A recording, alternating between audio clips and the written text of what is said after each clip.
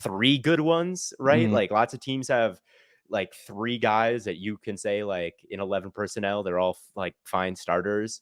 Like to not even have one is, I mean, I guess the Packers have Lazard, who's one, but you need it. I don't think there's any excuse to not have wide receiver talent, and kind of the same deal with defensive tackle right now. I think almost every team has like a good one right now. Not all of them, but a lot of them. Do you think the Packers called the Falcons about Kyle Pitts? No, I think that Kyle Pitts has a lot of value to the Falcons. I legitimately think that when it comes to Kyle Pitts, because Kyle Pitts had 1,000 yards last year. There was a game against Miami where they just threw him a bunch of go balls and he caught all of them. I think that they threw him a bunch of go balls yesterday and he caught none of them because Marcus Mariota was throwing those into another orbit. Yes. And I think Arthur Smith knows this, and I think he knows what he has in Marcus Mariota. He coached Marcus Mariota before in Tennessee, and he got benched for Ryan Tannehill.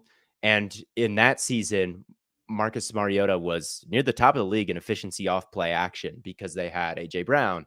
They briefly had Delaney Walker, and they had these guys who could take play action passes and do a lot with them. Plus, they had Derrick Henry, and linebackers were biting on the run fakes, and they were a really good play action team, even when they were starting Mariota. The problem is Mariota was the worst quarterback in the league in the straight drop back passing game. Just couldn't do it, couldn't operate it. Took 10% of his dropbacks in that, even higher. It may have been like 15% were sacks in that situation. So when they reunited this year, Arthur Smith was like, we're just going to build the whole ship. We're going to build the whole plane out of play action passes. And they are passing in general at a historically low rate. Their play action percentage is at a historically high rate. And for a tight end, a lot of the times that means staying into block.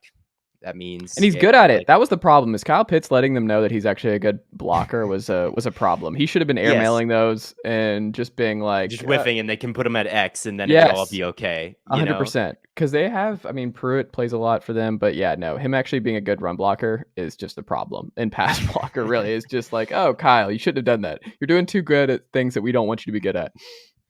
Yeah, but like last year, they like with a real quarterback in Matt Ryan, and who knows how real he even was. I thought Matt Ryan really was disappointing last year because I thought Matt Ryan did about as well as he could have, considering the Jalen Mayfield type circumstances. He just brings that wherever he goes. The Colts offensive line died with Matt Ryan. The Falcons offensive line died with Matt Ryan. And then the Falcons, up until yesterday, has really been incredible in run blocking all season long. Okay, a little bit shaky in pass protection, but no Elijah Wilkinson yesterday, and Matt Hennessy was he was rough at left guard, and then he gets hurt, and it was. I'm concerned about the offensive line the rest of the way, but to this point, a little bit of a surprise. But I don't know how much of that's Matt Ryan.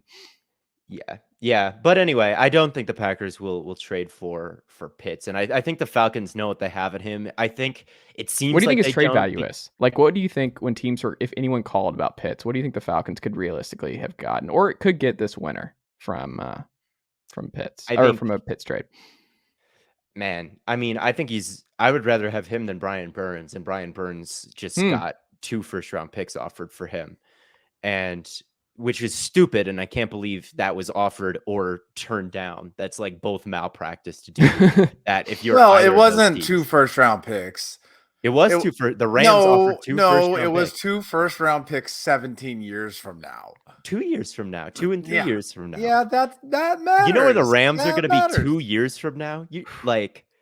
Do you think that any team, including the Panthers, would have turned down 2 next year and the year before first-round picks? I guarantee if the Rams had first-round picks next year, especially with where they're at right now, they would have accepted. They would have accepted because the GM of the Panthers doesn't have that long. Like if he's bad next year, he's fired, right? He will be fired if the team is bad. So he has to keep Brian Burns around, even though the smart move is like for long term.